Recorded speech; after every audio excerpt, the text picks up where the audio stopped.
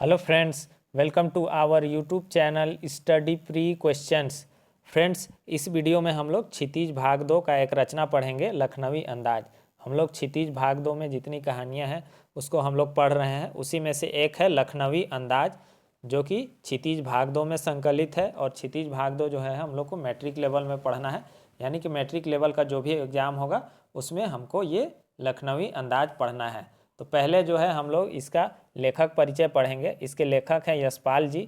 चूँकि एग्ज़ाम में लेखक से भी प्रश्न पूछा जाता है, तो हम लोग पहले जो है यशपाल जी के बारे में पढ़ेंगे।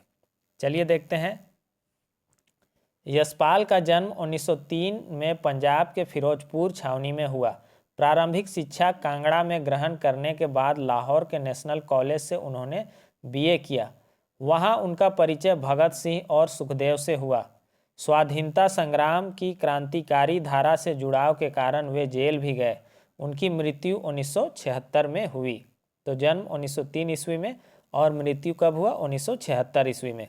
यशपाल की रचनाओं में आम आदमी के सरोकारों की उपस्थिति है, यानी कि उनकी रचनाओं में जो है आम आदमी का जो है संबंध है, कह सकते हैं लगाव का जो उपस्थिति रहता है, यानी कि आम आदमी से संबंधित इनकी रचनाएं रहती है। ये यथार्थवादी शैली के विशिष्ट रचनाकार हैं। यथार्थवादी शैली कहते हैं ऐसा शैली जिसमें कि विश्वसनीय घटनाओं और पात्रों का इस्तेमाल किया जाता है, यानी कि वैसी घटनाएं जिनको हम अपने आँखों से देखे हैं, सुने हैं, जिस पर विश्वास किया जा सकता है, वैसी शैली को ही यथार्थवादी शैली कहा जाता है। तो उस शैली के ये विशिष्ट रचनाकार हैं। सामाजिक विषमता, राजनैतिक पाखंड और रूढ़ियों के खिलाफ उनकी रचनाएं मुखर हैं। उनके कहानी संग्रह में ज्ञानदान, तर्क का तूफान, पिंजरे की उड़ान, वाह दुलिया, फूलों का कुर्ता उल्लेखनीय है। तो ये इनकी प्रमुख कहानी संग्रह है। इसके अलावा उनका झूठा सच उपन्यास भारत विभाजन की त्रासदी का मार्मिक दस्तावेज है। अमिता, दिव्या, पार्टी कामरेड, दादा कामरेड, मेरी तेरी उसकी बात उनकी अन्य प्रमुख उपन्यास है। तो इनके कुछ उपन्यास का नाम बताया गया है, जैसे कि झूठा सच उपन्यास, जो कि भारत विभाजन का जो त्रासदी था उसका मार्मिक उसमें दस्तावेज है, उसका चित्रण किया गया है। इसके अलावा अमिता, दिव्या, पार्टी कामरेड, दादा कामरेड, मेरी तेरी उसकी बात, ये इनकी क्या है? प्रमुख उपन्यास है। भाषा की स्वाभाविकता और सजीवता उनकी रचनागत विशेषता है। तो ये जो है लेखक परिचय हो गया, इससे भी प्रश्न पूछा जाएगा। अब हम लोग कहानी पढ़ेंगे लखनवी अंदाज।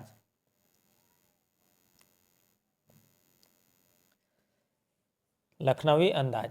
मुफस्सिल की पैसेंजर ट्रेन चल पड़ने को उतावली में फुकार रहे थे। मुफस्सिल कहते हैं कि किसी बड़े शहर के आसपास जो छोटा छोटा बस्ती होता है, गांव होता है, तो वहाँ पास भी जो है ट्रेन रुकता है, उसी को कह रहा है। मुफस्सिल की पैसेंजर ट्रेन जो है चल पड़ने के लिए उतावली और फुकार मार रही थी, आवाज़ मार रही थी।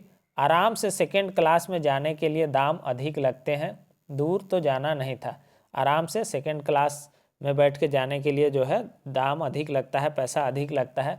दूर तो जाना नहीं था। भीड़ से बचकर एकांत में नई कहानी के संबंध में सोच सकने और खिड़की से प्राकृतिक दृश्य देख सकने के लिए टिकट का सेकेंड क्लास ही ले लिया। तो लेखक क्या किए कि भीड़ से बचने के लिए और अकेला में जो है कहानी के संबंध में कुछ सोच विचार करने के लिए जो है, और खिड़की से प्राकृतिक दृश्य, प्राकृतिक नज़ारा देखने के लिए वो जो है सेकेंड क्लास का ही टिकट लेके वो भी ट्रेन में चढ़ बैठते हैं यशपाल जी। गाड़ी छूट रही थी। सेकेंड क्लास के एक छोटे डिब्बे को खाली समझकर जरा दौड़कर उसमें चढ़ गए। अनुमान के प्रतिकूल डिब्बा निर्जन नहीं था, तो वो चढ़ जाते हैं दौड़कर। अनुमान के प्रतिकूल कहने का अर्थ है कि अनुमान के विरुद्ध या अनुमान के विपरीत जो है डिब्बा निर्जन नहीं था। निर्जन कहते हैं खाली, सुनसान, यानी कि वहाँ पास पूरा खाली डब्बा नहीं था। एक बर्थ पर लखनऊ की नवाबी नस्ल के एक सफ़ेद पोश सज्जन बहुत सुविधा से पालथी मार बैठे हुए थे। और एक बर्थ पर, बर्थ कहते हैं जो सीट होता है बेड के जैसा, ट्रेन का सीट आप लोग देखें उसी को बर्थ कहते हैं। तो उसी एक बर्थ पर लखनवी नवाबी नस्ल के एक सफ़ेद पोश यानी कि सभ्य व्यक्ति जो है सज्जन वहाँ पर सुविधा से पालथी मारकर बैठा हुआ था। सामने 2 ताजे चिकने खीरे तौलिए पर रखे थे। डिब्बे में हमारे सहसा कूद जाने से सज्जन की आंखों में एकांत चिंतन में विघ्न का असंतोष दिखाई दिया। यहाँ पर कह रहे हैं लेखक कि डिब्बे में हमारे सहसा कहते हैं अचानक कूद जाने से उस सज्जन की आंखों में जो है एकांत चिंतन में विघ्न यानी कि बाधा, यानी कि वो अपने एकांत चिंतन में थे, उसमें बाधा पहुंचा लेखक के अचानक ट्रेन में चढ़ जाने से। उसका जो है असंतोष यानी कि गुस्सा कह सकते हैं दिखाई दिया। सोचा हो सकता है यह भी कहानी के लिए सूझ की चिंता में हो या खीरे जैसी अपदार्थ वस्तु का शौक करते देखे जाने से संकोच में हो। यहाँ पर लेखक कहते हैं, यहाँ पर समझिएगा कि वो कहते हैं कि हो सकता है कि यह भी कहानी के लिए सूझ की चिंता में हो। सूझ यहाँ पर लिख लीजिएगा, जितना भी कठिन शब्दार्थ है उसको लिखते जाइएगा। सूझ कहते हैं आपका कल्पना को, तो वो भी हो सकता है, लेखक कह रहे हैं कि वह भी कोई कहानी लिखने या कुछ का कल्पना में जो है चिंता में थे, या तो वो खीरे जैसी अपदार्थ यानी कि मामूली वस्तु का शौक करते देखे जाने के संकोच में हो, या तो उनको संकोच लग रहा था कि हम खीरा खरीद लिए हैं, या तो वो भी कोई चिंता में सोच में थे कहानी लिखने का। फिर आगे कहते हैं कि नवाब साहब ने संगति के लिए उत्साह नहीं दिखाया। संगति यानी कि क्या कहेंगे, दोस्ती यारी मेल मिलाप के लिए जो है नवाब साहब ने कोई भी उत्साह नहीं दिखाया। हमने भी उनके सामने की बर्थ पर बैठकर आत्मसम्मान में आंखें चुरा ली। ठाली बैठे कल्पना करते रहने की पुरानी आदत है। ठाली कहते हैं बेकार, बिना काम का। लेखक कह रहे हैं कि खाली बैठने, बिना काम का बैठने और कल्पना करने, सोचते रहने का जो है मेरा पुराना आदत है।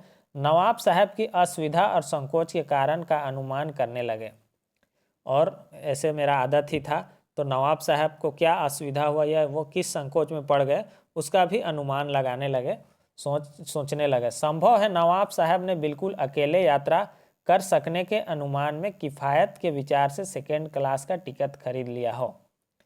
लेखक कह रहे हैं कि नवाब साहब ने बिल्कुल जो है अकेले यात्रा करने का सोच में जो है और किफ़ायत से यानी कि पैसा बचाने के चक्कर में जो है क्या किए कि सेकेंड क्लास का जो है टिकट वो खरीद लिए। अब गवारा ना हो कि शहर का कोई सफ़ेदपोश उन्हें मंझले दर्जे में सफ़र करता देखे।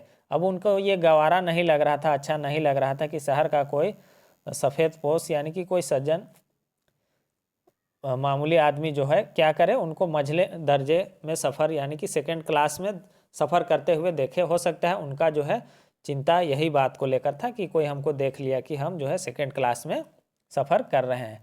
अकेले सफ़र का वक्त काटने के लिए ही खीरे खरीदे होंगे। वो जो है अकेले सफ़र का वक्त काटने के लिए ही हो सकता है खीरे खरीदे होंगे। अब किसी सफ़ेद पोश के सामने खीरा कैसे खाएं? हम कनखियों से नवाब साहब की ओर देख रहे थे। नवाब साहब कुछ देर गाड़ी की खिड़की के बाहर देखकर स्थिति पर गौर करते रहे। ओह, नवाब साहब ने सहसा हमें संबोधित किया। आदाब अर्ज जनाब, खीरे का शौक फरमाएंगे।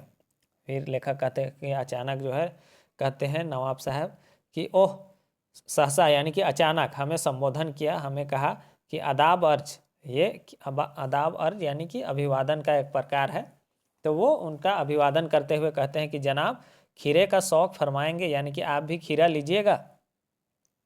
नवाब साहब का सहसा भाव परिवर्तन अच्छा नहीं लगा। लेखक को जो है नवाब साहब का अचानक सहसा यानी कि अचानक ये भाव परिवर्तन जो उनमें परिवर्तन आया, लेखक को वो अच्छा नहीं लगा। भांप लिया आप शराफत का गुमान बनाए रखने के लिए हमें भी मामूली लोगों की तरह हरकत में लथेड़ लेना चाहते हैं। यहाँ पर समझिएगा, लेखक कह रहे हैं कि लेखक भांप लिए कि हो सकता है आप शराफत में जो है शराफत का गुमान बनाए रखने के लिए, गुमान यानी कि अभिमान या भ्रम बनाए रखने के लिए जो है हमें भी मामूली लोगों की हरकत में यानी कि मामूली लोगों का काम में जो है लथेड़ लेना यानी कि लपेट लेना चाहते हैं, कि हमको भी उस खीरा खाने में लपेट लेना चाहते हैं कि साथ ही साथ जो है ये भी शामिल हो जाए तो मेरे लिए थोड़ा आसान हो जाए खीरा खाना। नहीं तो उनको थोड़ा संकोच लग रहा था खीरा खाने में। जवाब दिया शुक्रिया किबला शौक फरमाया। फिर लेखक जवाब दिया कि वो शुक्रिया किबला शौक फरमाएं, आप जो है खीरा लीजिए कह के शुक्रिया बोल दिए। वो खीरा लेने से मना कर दिए लेखक। नवाब साहब ने फिर एक पल खिड़की के बाहर देखकर गौर किया और दृढ़ निश्चय से खीरों के नीचे रखा तौलिया झाड़कर सामने बिछा लिया। नवाब साहब ने एक पल के लिए खिड़की से बाहर देखकर गौर किया और दृढ़ निश्चय के साथ क्या किया, खीरों के नीचे रखा तौलिया को झाड़कर सामने बिछा दिया। सीट के नीचे से लोटा उठाकर दोनों खीरों को खिड़की के बाहर धोया और तौलिए में से पोंछ लिया। जेब से चाकू निकाला, दोनों खीरों के सिर काटे और उन्हें गोद कर झाग निकाला। यानी कि दो खीरा के दोनों सिरों को काट कर जो है झाग जो निकलता है रगड़ने से उसको भी निकाला। फिर खीरों को बहुत एहतियात से छील कर फाँकों को करीने से तौलिए पर सजाते गए। फिर क्या किए, खीरे को बहुत एहतियात के साथ एहतियातन जो है छील कर फाँकों को, फाँक को कहते हैं टुकड़ा को, फाँक कहते हैं टुकड़ा, खीरा को काट देते हैं तो लंबा लंबा टुकड़ा कैसा हो जाता है, तो उसी को फाँक कहते हैं। करीने से, करीना कहते हैं क्रम से, बहुत तरीका से कह सकते हैं। तो वो क्या किया कि नवाब साहब जो है खीरा को जो है बहुत ही एहतियात से छील कर और बड़े बड़े टुकड़ों में काट कर जो है बहुत ही तरीके से, करीना से यानी कि तरीके से जो है तौलिया पर सजाते गए। लखनऊ स्टेशन पर खीरा बेचने वाले खीरे के इस्तेमाल का तरीका जानते हैं। ग्राहक के लिए जीरा मिला नमक और पिसी हुई लाल मिर्च की पुड़िया भी हाजिर कर देते हैं। नवाब साहब ने बहुत करीने से खीरे की फाँकों पर जीरा मिला नमक और लाल मिर्च की सुर्खी बुरक दी। नवाब साहब जो है बहुत करीने से यानी कि बहुत ही तरीके के साथ जो है क्या किया कि खीरा के फाँकों पर जो है, खीरा के टुकड़ों पर जीरा मिला नमक और लाल मिर्च की सुर्खी, सुर्खी कहते हैं लाल को, तो वही लाल मिर्च का जो पाउडर था उसको बुरक दिया, छिड़क दिया। बुरकना यानी कि छिड़कना। उनके प्रत्येक भाव भंगिमा और जबड़ों के स्फुरन से स्पष्ट था कि उस प्रक्रिया में उनका मुख खीरे के रसस्वादन की कल्पना से प्लावित हो रहा था। यहाँ पर भी समझिएगा कि उनकी प्रत्येक भाव भंगिमा कहने का अर्थ है कि हाव भाव, उनका हाव भाव से और जबड़ों के स्फुरन यानी कि जबड़ों का हिलने से, उनका जबड़ों के हिलने से यह स्पष्ट हो रहा था कि ऐसा करने से इस प्रक्रिया में यानी कि खीरे को काटने और सजाने की प्रक्रिया से जो है उनका मुंह जो है खीरे के रस स्वादन यानी कि रस ले रहा था। यानी कि उनका मुख जो है खीरे का रस से जो है क्या हो रहा है, कल्पना कि खीरा खाएंगे तो ऐसा लगेगा, ऐसा होता है ना, कल्पना करते हैं आदमी, तो क्या हो रहा था, कल्पना से उनका मुख जो है प्लावित हो रहा था। प्लावित कहते हैं कि पानी भर जाना, यानी कि ऐसा करने से जो है उनका मुंह में पानी भर जाना। तो कोई भी अच्छा चीज़ देखने से ऐसा होता है कि मुंह में जो है पानी भरता है, उसी को कहा जा रहा है कि उनका हाव भाव से ऐसा लग रहा था कि उनका मुंह में जो है पानी भर रहा है। हम कनखियों से देखकर सोच रहे थे, मियाँ रईस बनते हैं लेकिन लोगों की नज़रों से बच सकने के ख्याल में अपनी असलियत पर उतर आए हैं। लेखक कह रहे हैं कि हम कनखी नज़र से उनको देख रहे थे और सोच रहे थे कि ये मियाँ जो है रईस तो बनते हैं लेकिन लोगों की नज़रों से बच सकने का ख्याल में जो है अपनी असलियत पर उतर जाते हैं। नवाब साहब ने फिर एक बार हमारी ओर देख लिया। वल्लाह शौक कीजिए, लखनऊ का बालम खीरा है। नवाब साहब फिर एक बार लेखक की तरफ जो है देखते हैं और कहते हैं कि वल्लाह शौक कीजिए, लीजिए खीरा लीजिए, कहने का अर्थ है कि लखनऊ का ये बालम खीरा है, इसको जो है आप शौक फरमाइए, खीरा लीजिए। नमक मिर्च छिड़क दिए जाने से ताजे खीरे की पनियाती फांके देखकर पानी मुंह में जरूर आ रहा था। लेखक कहते हैं कि नमक मिर्च छिड़क देने से और ताज़ा खीरे की पनियाती फांके, पनियाती यानी कि उसमें पानी भर जाता है, हल्का हल्का पानी दिख रहा था, फांके यानी कि वही टुकड़ा, देखकर लेखक के मुंह में भी पानी जरूर आ रहा था, लेकिन इनकार कर चुके थे, लेकिन वो पहले ही इनकार कर चुके थे। आत्मसम्मान निभाना ही उचित समझा, और अपना आत्मसम्मान को निभाना यानी कि निभाना ही वो उचित समझे। उत्तर दिया, शुक्रिया इस वक्त तलब महसूस नहीं हो रही। फिर उत्तर दिए कि शुक्रिया इस वक्त जो है तलब यानी कि इच्छा महसूस नहीं हो रही है। मैदा भी ज़रा कमज़ोर है, मैदा भी यानी कि पेट भी जो थोड़ा कमज़ोर है। किबला शौक फरमाए यानी कि आप जो है इसका शौक फरमाएं, आप खीरा खाइए। नवाब साहब ने सतृष्ण आँखों से नमक मिर्च के संयोग से चमकती खीरों की फाँकों की ओर देखा। नवाब साहब ने सतृष्ण आँखों से, सतृष्ण कहते हैं प्यासी, प्यासी भरी नज़र से जो है, प्यासी आँखों से जो है नमक मिर्च के संयोग से जो है चमकती खीरे की टुकड़ों की ओर देखा। खिड़की के बाहर देखकर दीर्घ निश्वास लिया, और खिड़की के बाहर जो है वो देखकर क्या करते हैं, दीर्घ निश्वास यानी कि लंबा सांस, गहरा सांस लिए। खीरे की एक फाँक उठाकर होठों तक ले गए। फिर क्या किए, वो खीरे की एक टुकड़ा को जो है, खीरे का एक टुकड़ा को उठाकर होठों तक ले गए। फाँकों को सूंघा और खीरे के टुकड़ों को जो है सूंघा, स्वाद का आनंद में पलकें मूंद गई, और स्वाद का जो है आनंद में जो है मजा में जो है पलक जो है आंखें जो है बंद हो गई। मुंह में भर आए पानी की घूंट गले से उतर गया, और मुंह में जो पानी भर आया था वह घूंट के जरिए जो है गले से उतर जाता है। तब नवाब साहब ने फाँक को खिड़की से बाहर छोड़ दिया। तब फिर जो है नवाब साहब ने खीरे का जो टुकड़ा था उसको खिड़की से बाहर फेंक दिया, छोड़ दिया। कहने का अर्थ है यहाँ पर समझिए कि जो नवाब साहब थे वो खीरा को नहीं खाते हैं, अपने होठों तक ले जाते हैं, सूंघते हैं, और जो मुंह में पानी भरता है उसको निगलते हैं, और फिर खीरा का टुकड़ा को खिड़की के बाहर छोड़ देते हैं गिरने के लिए। नवाब साहब खीरे की फाँकों को नाक के पास ले जाकर वासना से रस स्वादन कर खिड़की के बाहर फेंकते गए। नवाब साहब क्या करने लगे, खीरे के टुकड़े को जो है नाक के पास ले जाते और वासना से, इच्छा से जो है रस स्वादन करते, उसका रस को दूर से ही लेते और खिड़की के बाहर फेंकते गए। वो खीरा खाए नहीं, यहाँ पर समझिएगा, वो खीरा नहीं खा रहे थे। नवाब साहब ने खीरे की सब फाँकों को खिड़की के बाहर फेंककर तौलिए से हाथ और होंठ पोंछ लिए। तो वो जो है सारा टुकड़ा को बाहर फेंक देते हैं और तौलिया से हाथ और होंठ को पोंछ लेते हैं, और गर्व से गुलाबी आंखों से हमारी ओर देख लिया, और बहुत ही गर्व के साथ जो है गुलाबी आंखों से जो है लेखक की ओर देखते हैं, मानो कह रहे हों यह है खानदानी रईसों का तरीका। वो ऐसे देखते हैं जैसे कि वह कह रहे हों कि देखो यह है रईसी खानदानी रईसों का तरीका, कि वो खीरा खा नहीं रहे हैं, केवल खीरा को देख रहे हैं, सूंघ रहे हैं। नवाब साहब खीरे की तैयारी और इस्तेमाल से थक कर लेट गए। हमें तस्लीम में सिर खाम कर लेना पड़ा। नवाब साहब जो है खीरे की तैयारी, ये सब काटना उठना, नमक छिड़कना, ये सब और इस्तेमाल से जो है वो थक कर लेट गए। हमें तस्लीम में सिर खम करना पड़ा। तस्लीम में कहने का अर्थ है सम्मान में, आदर में, खम कर लेना पड़ा। खम कहते हैं झुकाना, तो कह रहे हैं कि हमको जो है उनका सम्मान में, आदर में हमको अपना सर को झुकाना पड़ गया। यह है खानदानी तहजीब, नफासत और नजाकत। तो लेखक कहते हैं कि यही है खानदानी तहजीब, नफासत, तहजीब यानी कि शिष्टता, नफासत भी कहते हैं उसी को, यानी कि कोमलता, अच्छाई या अच्छाई कह सकते हैं। यही है शिष्टता और यही है अच्छाई। हम गौर कर रहे थे खीरा इस्तेमाल करके इस तरीके को खीरे की सुगंध और स्वाद की कल्पना से संतुष्ट होने का सूक्ष्म, नफीस और एब्स्ट्रैक्ट तरीका जरूर कहा जा सकता है। लेखक कहते हैं कि हम गौर कर रहे थे कि खीरा को इस तरीके से इस्तेमाल करना कि खीरे की सुगंध और स्वाद की कल्पना से संतुष्ट होने का, यानी कि ऐसा तरीका से खीरा को इस्तेमाल करना कि उसको खाए बिना ही खीरा का सुगंध और स्वाद का कल्पना करके खुद को संतुष्ट कर लेना होने का सूक्ष्म, नफीस और एब्स्ट्रैक्ट तरीका जरूर कहा जा सकता है। सूक्ष्म कहते हैं छोटा को, बहुत ही नग्न कह सकते हैं छोटा, और जो है नफीस, नफीस कहते हैं, नफासत कहते हैं कोमलता, अच्छाई।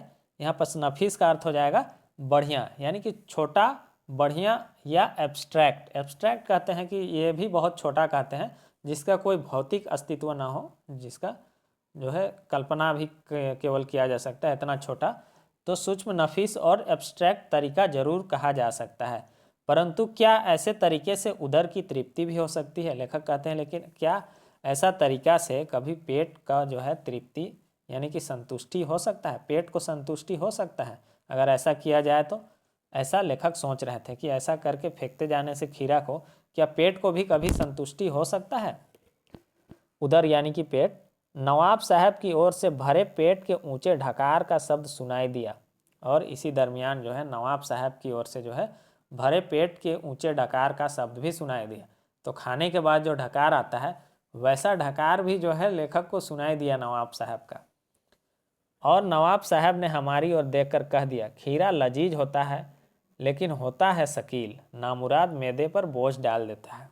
और नवाब साहब जो है यहाँ पर लेखक की ओर देखकर कह दिया कि खीरा लजीज होता है, बहुत ही मज़ेदार होता है, स्वादिष्ट होता है, लेकिन होता है शकील। शकील कहते हैं आसानी से ना पचने वाला, यानी बहुत सारा चीज़ जो है आसानी से नहीं पचता है। तो लेखक कह रहे हैं, लेखक नहीं, नवाब साहब लेखक की ओर देखकर कह रहे हैं कि खीरा तो होता है लजीज, लेकिन जो है यह शकील है, यानी कि आसानी से पचने वाला नहीं होता है। नामुराद मैदे पर बोझ डालता है, यानी कि पेट पर यह बोझ डालता है, यह पेट को मतलब आसानी से पेट पर नहीं पचता है। तो देखिए वो खीरा खाए भी नहीं है और ढकार भी मार दी और ऐसा बोल भी रहे हैं कि खीरा जो है आसानी से पचता नहीं है। ज्ञान चक्षु खुल गए, पहचाना ये है नई कहानी के लेखक। लेखक कह रहे हैं कि ज्ञान चक्षु खुल गया, यानी कि बुद्धि खुल गया, लेखक का ज्ञान खुल गया और पहचान लिया कि ये है नई कहानी के लेखक। ये जो हैं ये नई कहानी के लेखक हैं। खीरे की सुगंध और स्वाद की कल्पना से पेट भर जाने का ढकार आ सकता है, तो बिना विचार, घटना और पात्रों के लेखक की इच्छा मात्र से नई कहानी क्यों नहीं बन सकती। चूँकि ये लेखक थे तो वो सोचने लगे कि खीरे की सुगंध और स्वाद की कल्पना से ही पेट भर जाए और ढकार आदमी को आ सकता है, तो क्यों ना बिना विचार, घटना और पात्रों के लेखक की इच्छा से ही, केवल लेखक अपना इच्छा से ही नई कहानी क्यों नहीं बना सकते हैं, ऐसा लेखक सोचते हैं, लेखक यशपाल जी। यहाँ पर कहानी ख़त्म हो गया है। इसका क्वेश्चन आंसर जो है मेरा एप्लीकेशन है स्टडी प्री क्वेश्चन, ये प्ले स्टोर में आपको मिल जाएगा या डिस्क्रिप्शन में भी इसका लिंक मिल जाएगा। वहाँ सारा क्वेश्चन आंसर का टेस्ट बना दे रहे हैं, टेस्ट बना हुआ है, ताकि आप कहानी पढ़िए और जाइए और क्वेश्चन आंसर लगाइए। ज़्यादा से ज़्यादा क्वेश्चन, हर लाइन से एक एक पॉइंट से क्वेश्चन बना दिए हैं ताकि कोई भी क्वेश्चन नहीं छूटेगा। तो कहानी पढ़ के टेस्ट लगाइएगा, तो उससे क्या होगा कि आपको जो है अच्छे से कहानी भी क्लियर हो जाएगा और जो है पता चलेगा कि आपको कहानी कितना अच्छे से समझ में आया और आप कितना क्वेश्चन आंसर कर रहे हैं। और टेस्ट अनलिमिटेड है, आप जितना बार चाहे उसको लगा सकते हैं। PDF भी क्वेश्चन आंसर का प्रोवाइड कराया जाएगा। तो ऐप को डाउनलोड कर लीजिए। चैनल पर नए हैं तो चैनल को सब्सक्राइब कीजिए, क्योंकि इसमें सारा क्लास कराया जाएगा। हिंदी का जितना सिलेबस है सारा कंप्लीट कराया जाएगा। Thanks for watching.